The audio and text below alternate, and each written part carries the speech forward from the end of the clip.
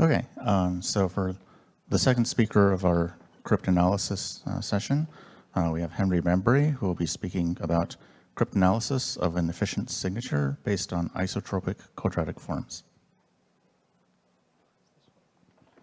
Yeah. Hi, everyone. Thanks for the introduction. So I'm Henry. I'll be speaking about this work with Fung, which is cryptanalysis of an efficient signature based on isotropic quadratic forms. So I'll first start by introducing what might be a new hard problem for post-quantum crypto.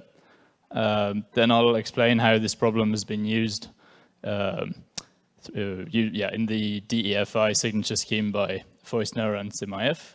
And then I will present our key recovery attack on this scheme. All right, so you're probably familiar with both these hard problems. On the left, we have the multivariate quadratic problem, MQ, where we're given a bunch of quadratic equations where our variables, the xi's, live in a finite field fq, and the problem is to recover all of these xi's. And on the right, we have a geometrical intuition for the lattice isomorphism problem. So we're given a rotated lattice, and the problem is to recover the original lattice. So this problem on the right can be formalized with the Gram matrices of the lattices. So I will use these matrices to represent quadratic forms, and these are positive definite quadratic forms. So LIP in this setting is we have some positive definite quadratic form Q, and then we're given an equivalent Q prime, and we have to find some unimodular matrix U such that Q prime is U transpose Q times U. So U is the change of basis matrix from Q to Q prime. All right, so the problem on the left is hard, and the problem on the right is believed hard, and so this is the starting point, but we can start tweaking things from there and see what happens if instead of having variables live over FQ, now they live over a polynomial ring. So here we have R as polynomials with integer coefficients quotiented by this x to the 2 to the k plus 1, which is used in the scheme, and this has a lot of uses in PQC. So on the left, we have a similar problem. I just changed the variable names. We're given these CIs, and we have to find the BIs. And on the right, we have the module variant for the lattice isomorphism, which is exactly the same, but we have coefficients of our matrices live in this polynomial ring. All right, so the thing is now, if you look at this problem with just the quadratic forms, we have this condition that Q has to be positive definite quadratic form. And this comes from the fact that Q stems from a lattice, but this doesn't have to be the case. So if Q is a different quadratic form, I now call it J, and I'm focusing on the case where J is isotropic. So by isotropic, I mean that there exists a non-zero vector x, such that x transpose J, x is equal to 0. So in this setting, we can define the quadratic form equivalence problem, or isotropic quadratic form equivalence, which is exactly the same. J is fixed, and we know that C is equivalent to J. We have to find change of basis matrix B to go from J to C. All right, so these two problems are very similar, you've probably noticed, and this is why I used the C's and B's to denote the variables. The question now is this isotropic version still hard? It probably should be. Can it be used to make some nice cryptography? So this is the point of the talk. So in this second part, I will present this DEFI signature scheme by Feusner and Simaev. So actually, this is a bit of a simplification, but I've tried to condense all of the information on one slide. So this is effectively hash and sign. It was introduced last year in 2024. So here the ring R is divided by x to the 64 plus 1, and J is a diagonal matrix with just 1, 1, minus 1, minus 1. So this is a 4 by 4 matrix, and all of the ones are live in this polynomial ring R. So if we compare to lattice isomorphism scheme, for example, Hawk, the J would be just a diagonal matrix with 1 and 1, so 2 by 2 matrix. So here we have 4 by 4 matrices. So key generation generates first a private key, which is a small in the sense that the coefficients of the polynomials are small. So this is a 4 by 4 matrix of polynomials where the first line is fixed. the first row is fixed, so 1, 0, 0, 0. And now we derive the public key by just using B as a change of basis matrix to convert J into C. So signature uses the private key to complete the hash of a message into an isotropic Z. So Z has to be isotropic with respect to J. So this is a sort of a trapdoor operation that I'll explain in more detail on the next slide. And then we return the signature Y, which is an obfuscation of Z by just taking its pre-image by inverting B and then multiplying on the right. So this means that B times the signature is equal to an isotropic vector relatively to C. And in the end, we accept here the first coordinate has to be the hash, and Y has to be isotropic with respect to C. And we can check that this works because Y is isotropic to C if and only if B times Y. So this should be isotropic to J. So that's not too hard to see. All right, so focusing on this trapdoor operation, we need to complete this hash of the message into an isotropic vector relatively to J. So this means we need to find some Z1, Z2, Z3, Z4 such that for this specific J, Z1 squared plus Z2 squared minus Z3 squared minus Z4 squared is equal to 0. So for this, the design choice by Feusner and Semayev is to generate some small polynomials U and V, which I call the nonces, and then just return this vector Z. So I won't really explain anything here because I think this is pretty ad hoc. And yeah, you can check that this works. So this is really an isotropic vector relatively to J. All right, so for future reference, yeah, we should note that taking the second and the third row and adding them together gives something that's surprisingly small. So this is 2 times V, which is twice one of the nonces. And then taking the first and the last row, we get 2 times U times V, which is also a nice structure here. All right, so regarding performances, so this is probably the strongest motivation to study this scheme. It has very good signature sizes and public key sizes compared to all of the other candidates in the post-quantum effort, and the reported speeds are really nice as well. So we only have SkiSign and RSA, but yeah, SkiSign is not very fast, and RSA is not post-quantum. All right, so I've talked about efficiency. What about security? So in a dream world, we would like forgery to, in some way, be a reduction, related by a reduction to this isotropic vector problem, which asks to find an isotropic vector relatively to C. This is exactly what the verification step means. And then key recovery would be related to this isotropic quadratic form equivalence, which we presented previously. But this is not the case, of course, because we have this trapdoor and a lot of other things. And in reality, there is no formal security proof, and the signatures leak some information on the private key, which is not too surprising for multivariate crypto, but here we need to try to exploit the leakage, which usually can't be done in other schemes in multivariate crypto. All right, so I'll now present the key recovery attack. And I'm assuming that we have access to multiple signatures, which are the Y bracket I. So this attack has 3 steps, and each of the steps will recover some information on the private matrix B, which I've drawn here on the right with all of the coefficients. So the first row we already know. And in the first step, we will recover the sum between the second and the third row. So we have to notice that the Bij's are small, and the nonces are also all small. Recall we have this equation, so if we multiply one of the signatures by B, this should be isotropic relatively to J, and because this has been generated by the trapdoor, we know that Z2 plus Z3 is equal to twice the nonce. But the thing is, twice the nonce is something that's very small, and on the left we have a small linear combination of the secret, of the signature. So we can smell a lattice here. So we can transform this equation into a lattice. So this L1 definition is a bit ugly, but we just have the E1, E2, E3, E4, that's the identity matrix. And then we're adding columns here that are the signatures. So if we have K signatures, we have one lattice, and this lattice depends on the number of signatures. So if we pick the previous value for the X1 that we had in the equation, we see that this S1 is a secret vector. It's related to the secret because of X1. and it's also very short because all of these nonces here are small. So yeah, we see that using lattice reduction, we should be able to find some information. We should try to recover S1. And the reason why we can do this is because when k increases, the rank of the lattice is fixed. It's always 4 times the dimension of the ring.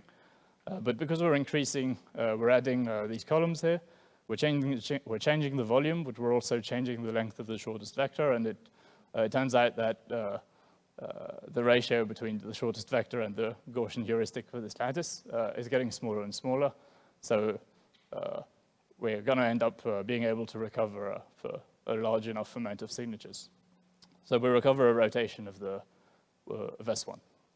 So yeah, the analysis of this is heuristic, and in practice, LLL for k equals 10 is enough to recover this information S1.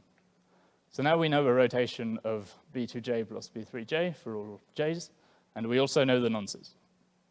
So we will now use this to recover the values of the last row of the matrix. So we need to use the same equation. We had this essential equation number 2, where we're adding the first and the last row of the matrix B, and this gives us 2 times U times V. We now know the V's, but we don't know the U's. So we could just do the same thing, right? We just plug this into the same lattice, and then we win. But this doesn't work immediately. The reason for this is that 2 times U times V is too big, so it won't just work immediately. But we know the V's, so we sort of want to invert this, this V, and then we get the same problem again. So we can't just invert because we're in the ring. So we just take some very big prime number Q, and then the polynomials all become invertible, and so we can invert and then build a new lattice. And then we almost win. So for the same reasons as previously, this lattice contains a vector whose first coordinates are directly tied to the sum of the first and the last row, but the first row is fixed, so the first row is fixed, so if we get information on the sum of the first and the last row, we directly get the information on the last row. Okay, so S2 is a short vector in L2, but the problem here is that L2 is now a Q-ary lattice, so its rank now depends on the number of signatures. So it's now k plus 4 times the dimension of the ring, and already for k equals 10, if the ring has dimension 64, we have a big lattice, and maybe we need more signatures. So we have to study the shape of this lattice, and in fact we can do this by looking at the sublattices of L2. So L2 happens to have a nice R-module structure, and it has some unusually dense sublattices. So for example, if I take S2, I can multiply it by x quite a number of times, and so the R module generated by S2, because S2 is very short, this is also very short. And the lattice, the sublattice is unusually dense. So for other reasons, there's also a second intermediate dense sublattice. And in fact, if we can recover L2, then we can recover, if we can recover L2 prime, we get a sublattice of L2 that has fixed rank, and then we can apply stronger lattice reduction in this sublattice. So this is what we do in practice. And if Q is large enough, we see that LLL will recover the dense sublattice L2 prime. So this is very similar to the overstretched attacks on N-true, but here we only need LLL instead of some stronger lattice reduction. Okay, so now we also know the last row of B, and we also get the extra information, all of the nonces, the U's. So we actually get rotations of these things every time, but this isn't really a problem. All right, so last step of the attack is to recover the information on the second row. So we already know the second plus the third row. So we just need some extra information and we win. So recall we have this public-private key equation. So C is B transpose JB, and all of this information is known. So we have these equations on the diagonal of C. So CJJ squared is equal to this thing, where B1J and B4J are known, and B2J plus B3J is known. So we just want to invert this thing, right? Divide by B2J plus B3J. Again, we can't invert, but we can do it mod Q. So we just take Q large enough and then round again. And we get access to B2J minus B3J. So then we add them together in half, and subtract in half, and we get all of the information on the private key.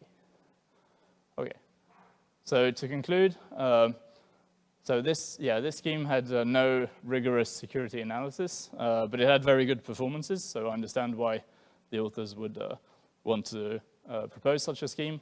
Actually, I think this is a very interesting scheme because it's still related to some problems that we know, and even though this instantiation of the scheme was not secure, maybe it opens some path to some other more efficient signature. And it sort of relies, but not really, on these new assumptions. So this isotropic vector problem and this quadratic or isotropic quadratic form equivalence. So yeah, I didn't really speak about practical performances of the attack, but it directly works in 5 minutes on a laptop with only 10 signatures, which is pretty bad for this version of the scheme. So here are some other open problems. Can we do everything with fewer signatures? Maybe is just one signature enough to mount the attack? I'm not sure. And this last problem that I talked about, where we recover these dense sublattices, hasn't been studied extensively, and I think there are some nice theoretical points to prove here. So what are the exact conditions under which LLL recovers a dense sublattice? And yeah, last question, is the scheme fixable? Actually, the authors have now proposed a new version of the scheme, which has better performances with a new ring and a different trapdoor in DEFI version 2. Yeah. All right, thanks for listening.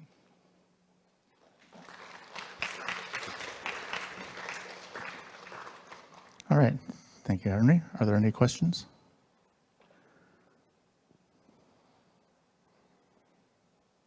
Yes. Do you have any ideas of if the new version is secure?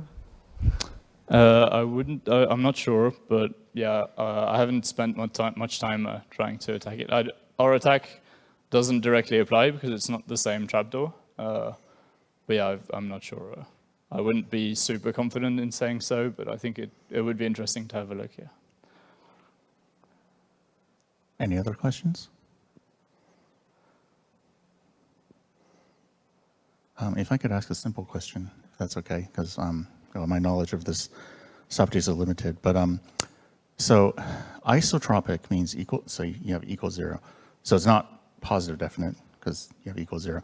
But like, where does it fit into the hierarchy, I guess? Like, is it indefinite? Is it semi-definite? Like, what's the relationship between this and things that I already know, I guess?